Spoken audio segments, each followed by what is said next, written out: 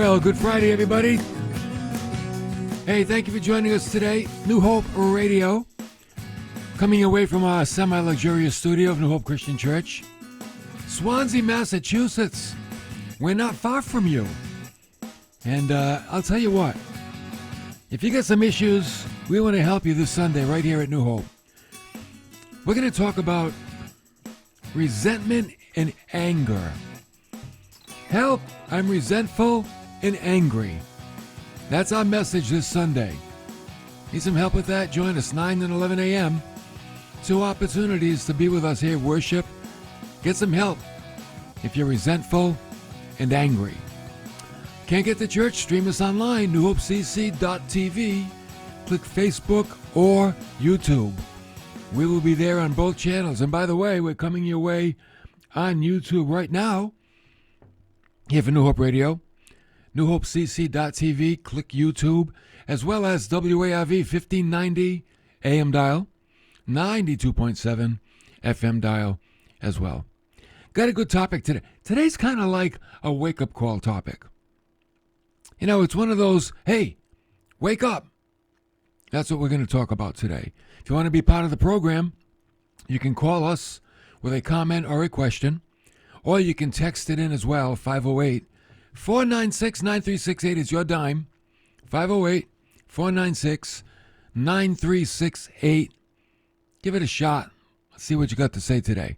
All right, let's get right into it because this is really important today. This could really shape the rest of your Christian life. I wonder how often we think about the Christian way of life as being an all or nothing way of life. You know, there are some things that are all or nothing. Marriage is one of them. It's either all or nothing. Either you're all in or you're all out. You can't be like a little in and a little out. It's all or nothing. And I think we have to see the Christian life the same way. All or nothing means I can't straddle the fence. I'm either in or I'm out. Totally in or totally out. Now, there's a complex that people suffer from today. It's called FOMO. What? What's FOMO? It's a state of mental or emotional strain caused by the fear of missing out on something while you're doing something else. Do you ever have that? Ever find yourself doing something and while you're doing it, you feel, oh, I'm missing out on something else? That's FOMO. And it's very common in the world of social media as you see the posts of other people having fun and you wonder what you're missing out on your own pitiful life. How come you're not having the fun they are?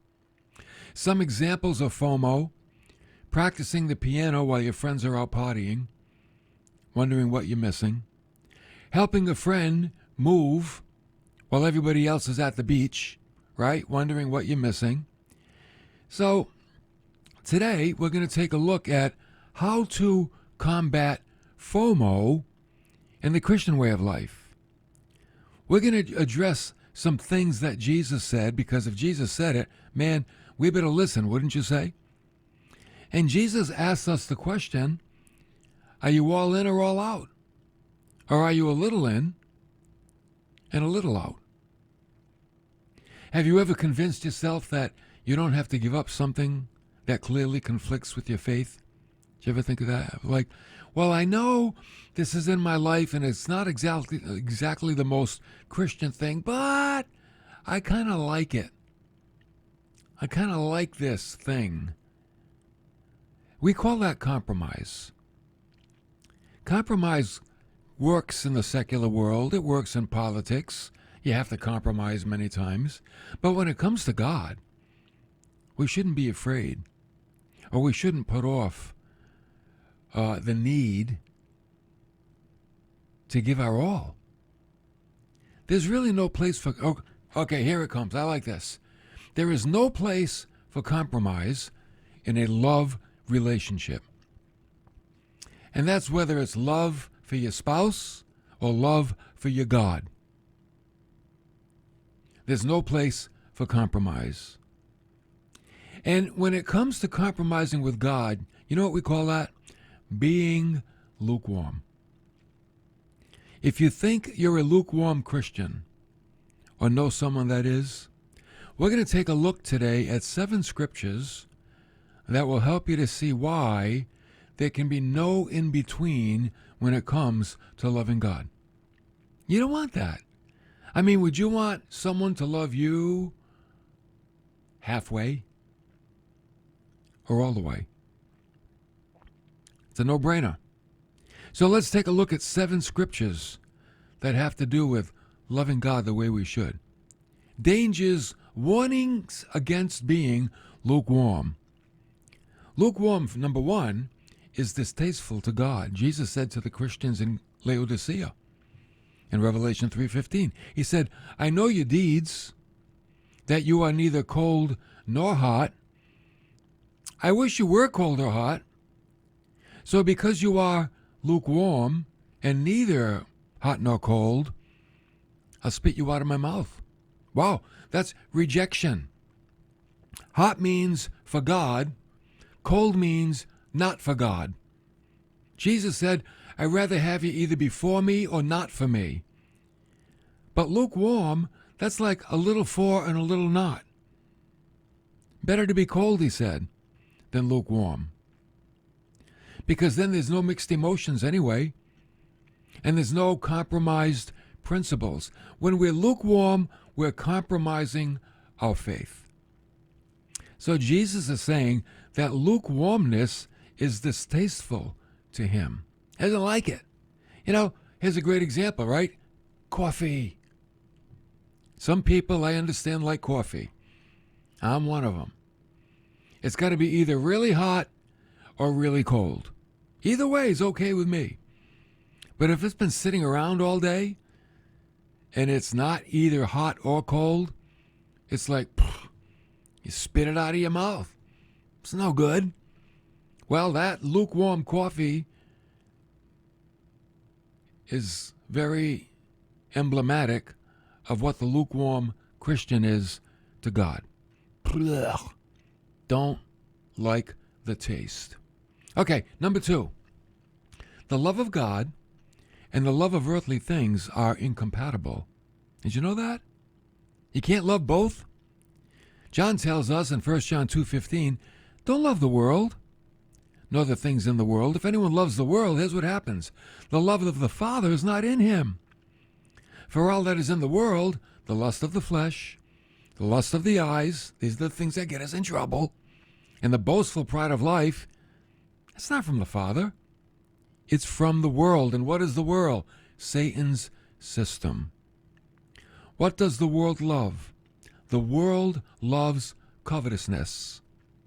It loves to want what other people have. The world loves pleasures, lust, honors. Have you noticed that Hollywood and the music industry loves to honor itself? That they have all kinds of celebrations to commend each other and how great they are. The Oscars, the Emmys, the Grammys. Hey, look at how great we are. We're really something. It's even filtering into the Christian life too. I have mixed feelings about that. These things have strong allurements for youths. And there's one thing that youths are not being taught. They're not being taught commitment to God. They're being exposed so much to the things of the world, but how much are they being taught commitment to God? Thirdly, actions reveal the heart.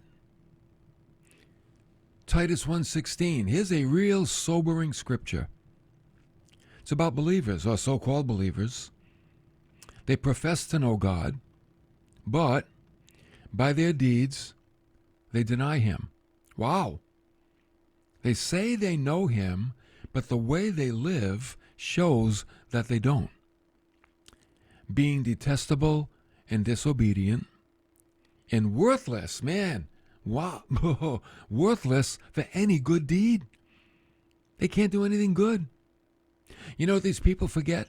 Actions speak louder than words. Of all the people that profess Christ, I wonder how many really are Christian. You think they all are? I'm like, nah. And how do you know? Their actions deny it. James says, don't become a forgetful hearer, but an effectual doer. That's the one that will be blessed in what he does. You want to be blessed. You want to have inner joy, inner happiness, inner contentment. Be an effectual doer. You know, the Christian life is enjoyable when you do it right. It's not enjoyable when you compromise. It's not enjoyable when you're lukewarm. But when you're sold out for God, you know what? It's an enjoyable way to live.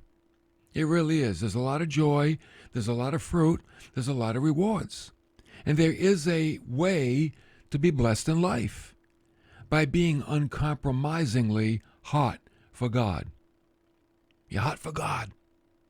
Don't compromise. Don't be lukewarm. Nobody likes lukewarm. Okay? You don't like lukewarm coffee. You don't like lukewarm tea. How about lukewarm chocolate shake? I'm like, what? That won't go either. It's got to be really cold. Can't be hot.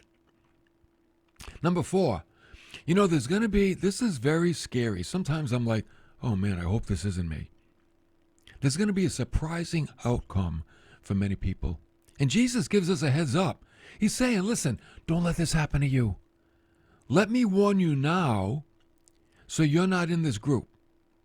And Jesus said in Matthew 7, verse 21, not everyone who says to me, Lord, Lord, will enter the kingdom of heaven, but he who does the will of my Father who is in heaven will enter. See, Jesus is looking for what? Action. You got to go where the action is. He's looking for action. There was a song in the 60s, I want to go where the action is. I don't hear that anymore. That's a good one. Then Jesus said in verse 22 of Matthew 7, many will say to me on that day, Lord, Lord, didn't we prophesy in your name? And in your name cast out demons? And in your name perform miracles? Like, I don't know if they did these things or if they're just saying that they did. I don't know. But I know what Jesus is saying. He said, well, I will declare to them, I never knew you. Hey, maybe you were doing those things, but it's like you did it outside of a personal relationship with me. And then he said, depart from me, you who practice lawlessness. And Jesus is saying the good things that they said they were doing, man, that's lawlessness to him.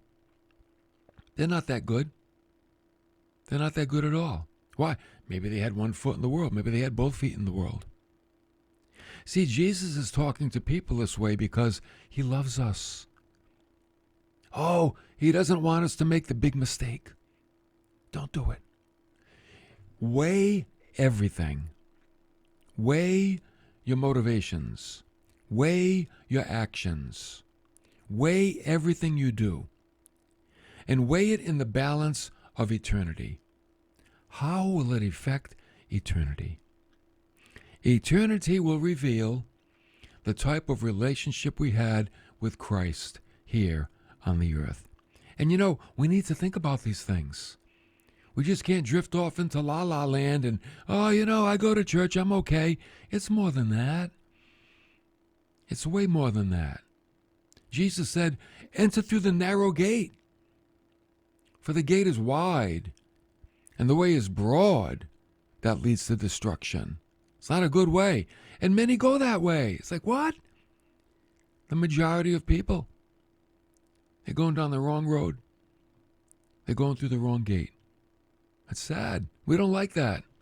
But that's where they're going. He said, for the gate is small, and the way is narrow that leads to life. There's only a few who find it. When he says the gate is small, he's talking about the entrance. You know what the entrance is? Christ. There's no other way. Everybody else is trying. Oh no, there's all kinds of, I got a message coming up this summer. Do all roads lead to heaven? And that'll really equip us, and that'll help us to understand how so many people, they think, well, you know what, all roads will get you there. It doesn't matter. Well, we're going to see if all roads do lead to heaven. But the gate is narrow, and it's small. The way is narrow. You know what that is? The journey. The way is the journey. When you think about your Christian life, I want you to think about a journey. That we are all on a journey, and a journey means that we're going somewhere. And on this journey, pay attention, it doesn't get any easier once you enter the gate. It's challenging. Let me tell you something.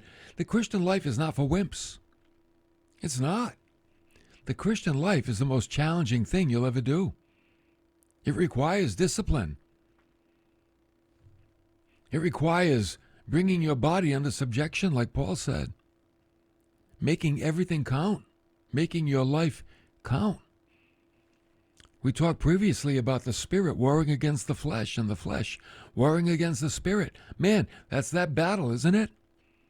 That battle doesn't go away. You can win it, but it doesn't go away. You are in a spiritual UFC battle. And life is the octagon. And you got to give it everything you got. Everything you got. So this brings us to the fifth point. It's time to be honest before God. See, this is a wake-up call. It's Friday. Okay. Not a happy, flowery message today. It's a wake-up call. Prepare you for church on Sunday. It's time to be honest before God. Jesus said in Luke 6:46, "Why do you call me Lord, Lord, but you don't do what I say?" That's like, wow. That's a shot in the head. You call me Lord. The Lord is the boss, right? So if you call someone Lord, what you're saying is, yes, boss. What do you want me to do, boss? So Jesus says, why are you calling me Lord and you don't do what I tell you to do? I'm not your Lord. You're your Lord. Somebody else is your Lord. I'm not your Lord. The Lord is the one that you listen to. Whoever your Lord is, that's the one you obey.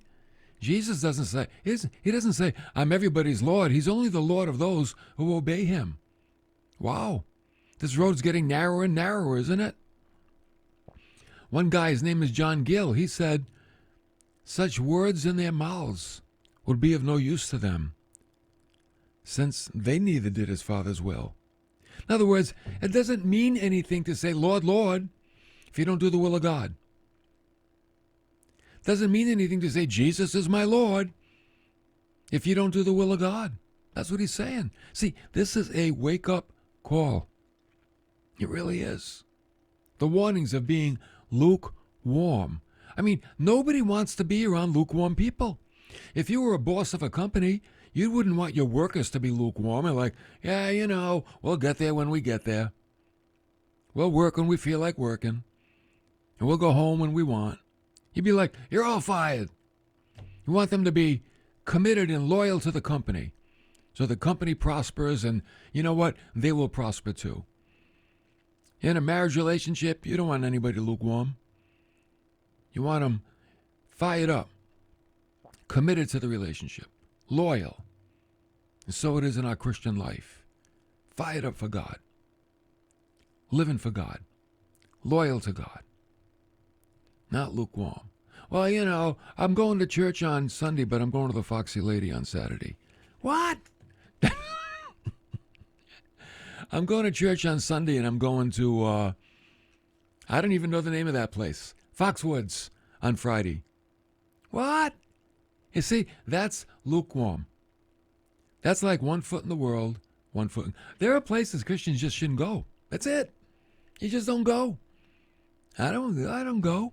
If the roof falls in, Pastor found on the floor in this place. No, you don't want that. No. Number 6, love is a sign of being hot for God. How do you know if you're hot for God? You have love. Love for who? Let's see. 1 Corinthians 13:2. If I have the gift of prophecy, and I know all mysteries and all knowledge, and if I have all faith, so as to remove mountains. But if I don't have love, I'm nothing. I'm nothing. Love makes me something. Love makes you something. Remember the commandment Jesus gave to his disciples? This is my commandment, that you love one another just as I have loved you. So love. If you can love people, all people, it shows your heart for God. See, love is not one-dimensional. Here are the things that make up love: mercy, kindness, service, forgiveness, gracefulness. All of these things make up love. Isn't this what God showed us in his love toward us? Jesus demonstrated all these things in his love for us. He did. So when we love others, it includes, showing mercy, showing kindness, being a servant, forgiving them, being graceful. And if those things are missing, that's not God's love. It's human love. Human love is conditional. You like me, I like you. You don't like me, I don't like you. God's love is unconditional. You like me, I like you. You don't like me, I love you. Doesn't mean you go out and have coffee with them, but it means you harbor no ill feelings against them. Lastly, this requires self-examination. How often do we kind of stop and just examine our own personal Christian life? Paul says we need to do that in 2 Corinthians 13:5. He said, test yourselves to see if you're in the faith. Examine yourselves. Do you not recognize this about yourselves, that Jesus Christ is in you, unless you fail the test? So what do we do with 2 Corinthians 13:5? This is where you sit on your favorite chair, or you go sit on your couch, and you look at your life in Christ. And you take note of what you see. Are you hot? Are you cold? Are you in the middle? Are you lukewarm? Are you on fire for God? Are you FOMO? While you're serving God, wondering what you're missing in the world? Are you indifferent? See, if you go to church, that's beautiful, but I want to tell you something. There's a danger in going to church. There's a danger. You know what the danger is? Being held accountable for what you hear. Even if we go back to the Old Testament, to the prophet Isaiah, he said, because this people draw near with their words, singing so, hallelujah, thank you, Jesus. And they honor me with their lip service, but their hearts are far from me. See, you can go to church in your body, but leave your heart outside. Man, the heart's got to go too. Because the heart has to be filled with God. Just going to church can make a heart lukewarm. That's why it's important when you go to church, be engaged in every aspect of the church. Be engaged in the worship. Be engaged in prayer. Be engaged in studying the Word. Be engaged in fellowship. Be engaged in serving.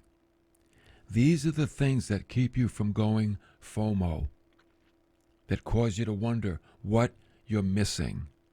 See, here's what happens. If we're wondering what we're missing while we're serving God, then we're lukewarm. But if while you're serving God, you're saying, man, this is the best. This is the best. There's nothing better to do. Man, you are hot for God. You're hot. So that's a beautiful place to be. Now, we're going to come back next week. We're going to take a look at something else Jesus said. You know what Jesus said? Pray like this. You know, there's so many things in the Christian life we have to learn. We have to learn how to give. We have to learn how to serve. We have to learn how to pray. We have to learn how to abide in the scriptures. The Christian life, it's a learning life. So Jesus is going to teach the disciples because they like the way he prayed. They're like, oh, we like the way Jesus prays. Teach us to pray, Lord. He's going to say, okay, pray like this. So if you want to really enhance your relationship with God, join me next Tuesday at 12:30. Because I'll tell you what, this is a very big part of our walk with God. Doesn't any relationship involve communication, right? The better the communication, the better the relationship. Our communication with God, it's called prayer, but it's communicating with God. And if we can have a strong communication life, strong prayer life, then we can have a strong relationship with God. And there's a lot of misunderstanding about what it means to talk to God and how we talk to God. So next Tuesday is going to be really important. So I hope you can join me at 12:30. By the way, again, this Sunday, 9 and 11, help, I'm resentful and I'm angry. You know what causes resentment? When things that happen to us that offend us. And you know what causes anger? When we dwell on those things. Hey, these are the human aspects of who we are.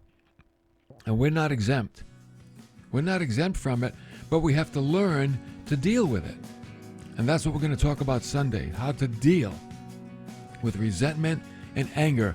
Because we don't want that to control us. Oh no, you don't want resentment and anger to control you. That'll mess everything up. So join us Sunday right here at New Hope, Route 6 in Swansea, 9 or 11 a.m. Can't get to church? Stream us online at newhopecc.tv. Have a great weekend. I'll see you next week for more of New Hope Radio.